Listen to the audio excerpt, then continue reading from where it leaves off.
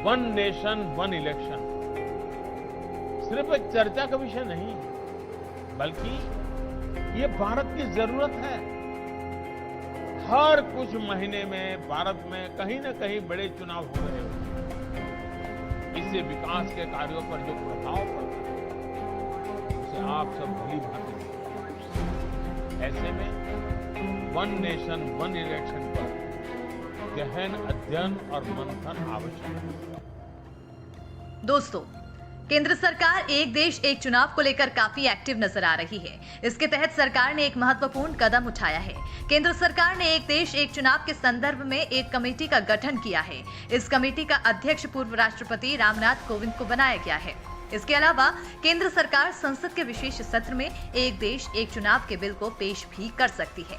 लेकिन इन सब के अलावा इस एक देश एक चुनाव को लेकर कई तरह के सवाल उठ रहे हैं। सवाल ये कि आखिर एक देश एक चुनाव क्या है, आखिर इसके क्या फायदे हैं और क्या चुनौती है। सवाल ये भी है कि क्या एक देश एक चुनाव के जरिए क्षेत्रीय दलों को खत्म करना चाहती है सरकार। तो ऐसे में आइए सबसे पहले जानते हैं कि आखिर एक देश एक चुनाव क्या है। दरअसल एक देश एक चुनाव एक प्रस्ताव है जिसमें लोकसभा और सभी राज्य विधानसभाओं के लिए एक साथ चुनाव कराने का सुझाव दिया गया है। इसका मतलब है कि चुनाव पूरे देश में एक ही चरण में होंगे। बता दें कि मौजूदा समय में हर 5 साल बाद लोकसभा और राज्य विधानसभाओं के लिए हर 3 से 5 साल में चुनाव होते हैं। अब आइए जान लेते हैं कि आखिर एक देश एक चुनाव के फायदे क्या हैं।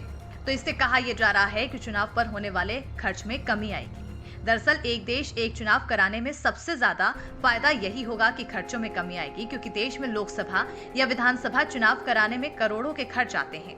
रिपोर्टों के अनुसार 2019 के लोकसभा चुनावों में 60,000 करोड़ रुपए खर्च किए गए थे। इस राशि में चुनाव लड़ने वाले राजनीतिक दलों द्वारा खर्च की गई राशि और चुनाव आयोग ऑफ इंडिया द्वारा चुनाव कराने में खर्च की गई राशि शामिल है। वहीं इस संबंध में लॉ कमीशन का कहना था कि अगर 2019 में लोकसभा और विधानसभा चुनाव एक साथ कराए जाते हैं तो 4,500 करोड़ का खर्चा बढ़ेगा। ये खर्चा ईवीएम की खरीदी पर होगा। हालांकि 2024 में 7 चुनाव कराने पर 1,751 करोड़ का खर्चा बढ़ेगा, लेकिन ये खर्च धीरे धीरे कम होता जाएगा। प्रशासनिक व्यवस्था में दक्षता भी बढ़ेगी। अलग अलग मतदान कराने से सामान्य प्रशासनिक कर्तव्य प्रभावित होता है। इसके अलावा अधिकारी मतदान कर्तव्यों में संलग्न होते हैं, जिसकी वजह से प्रशासनिक व्यवस्था की गति काफी धीमी हो जाती है। तो वहीं अगर एक देश एक चुनाव कराए जाते हैं तो इससे पूरे देश में प्रशासनिक व्यवस्था में दक्षता बढ़ेगी। इसके अलावा केंद्र और राज्य सरकार की नीतियों और कार्यक्रमों में निरंतरता सुनिश्चित होगी। बता दें कि जब भी चुनाव होने वाले होते हैं तो आदर्श आचार संहिता लागू की जाती है। इससे उस अवधि के दौरान लोक कल्याण के लिए नई परियोजनाओं की शुरुआत पर प्रतिबंध लगा दिया जाता है।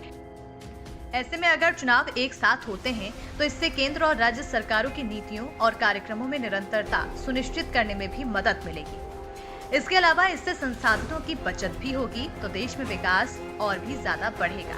अब आइए ये भी जान लेते हैं कि आखिर एक देश एक चुनाव को लेकर सबसे बड़ी चुनौती क्या होगी। तो दोस्तों, एक साथ चुनाव करवाए जाने में सबसे बड़ी समस्या यही है कि बीच में सरकार गिर गई तो आखिर क्या होगा।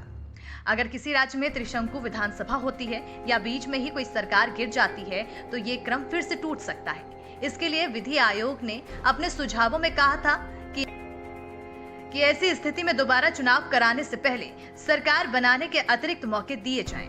इसके अलावा एक सुझाव ये भी है कि सभी राज्यों में एक साथ के बजाय 2 चरणों में चुनाव हो, जिससे मौजूदा समय की तुलना में खर्च को आधा किया जा सके।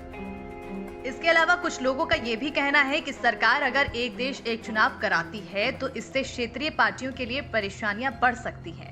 इसके पीछे ये तर्क दिया गया है कि अगर पूरे देश में चुनाव एक साथ होगा तो मतदाता ये सोचकर वोट करेंगे कि हमारे क्षेत्र में भी राष्ट्रीय मुद्दों पर बात हो और उसी हिसाब से ही काम हो, जिससे मतदाताओं का वोट भी क्षेत्रीय पार्टियों से हटकर राष्ट्रीय पार्टियों की ओर बढ़ेगा।